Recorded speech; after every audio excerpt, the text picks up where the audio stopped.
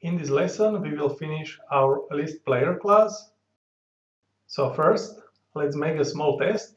Let's select our list player game object, expand the events class, and let's create new end event. Now grab our simple particle system and drop it to our end event. And from the function menu, let's select particle system and play function. Press play. And we can see after our two animations run, particle system will trigger. Now let's change our wait type to run all at once and press play.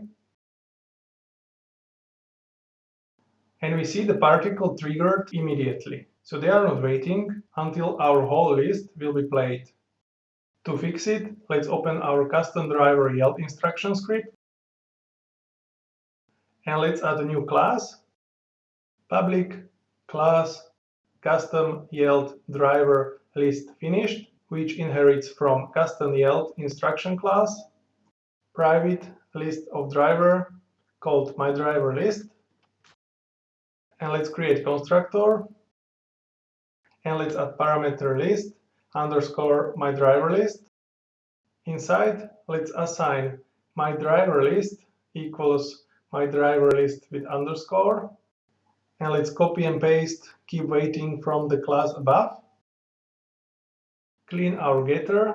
Now we need to find a way if our animation list finished to play.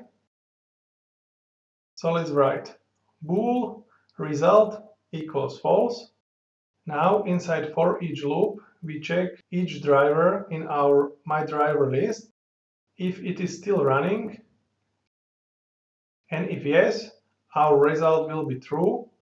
That means if some of the driver is running, this coroutine will be still waiting until it finishes.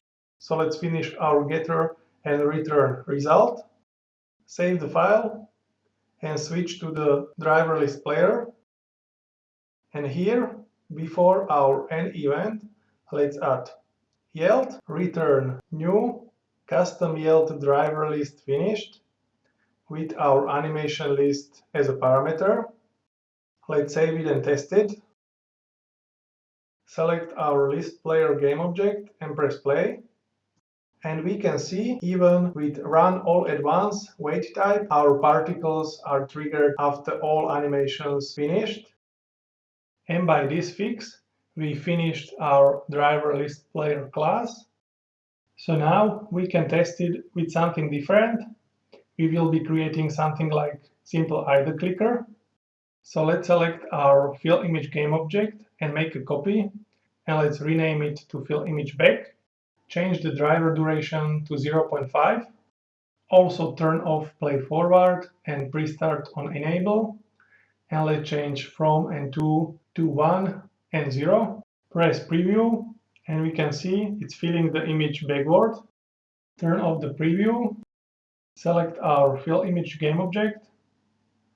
And let's modify duration to be 1. Select our scale image game object and change loop count to 2 and duration to 0.25. Now select our list player game object and let's put fill image back into our animation list. Let's change our wait type to wait for previous to finish, and also let's delete our end event. Now let's select fill image game object again. Let's expand the events and let's put the particle system inside the end event. For the function, use particle system play. Now press play to test it.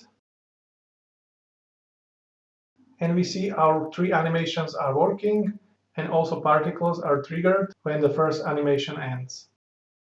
That's cool, but now let's make this animation happen only when we click on the star.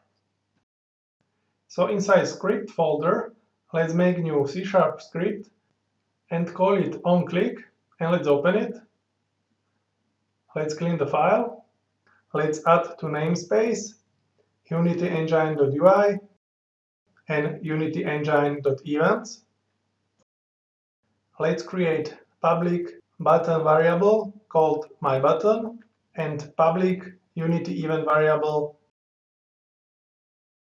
called buttonClick. Let's create private method on validate, and inside let's write buttonClick equals myButton.onClick, and also wrap it inside if statement only if my button exists. To explain this, we already know that onValidate is triggered when we change something on the script inside the inspector, but also when we add the script to the game object. So that's why we can connect our buttonClick event with the real button-onClick event. So the both game objects will share same event. This is very good for organizing our game logic, so we don't need to search for some hidden button inside some huge UI. To continue, let's change the colors,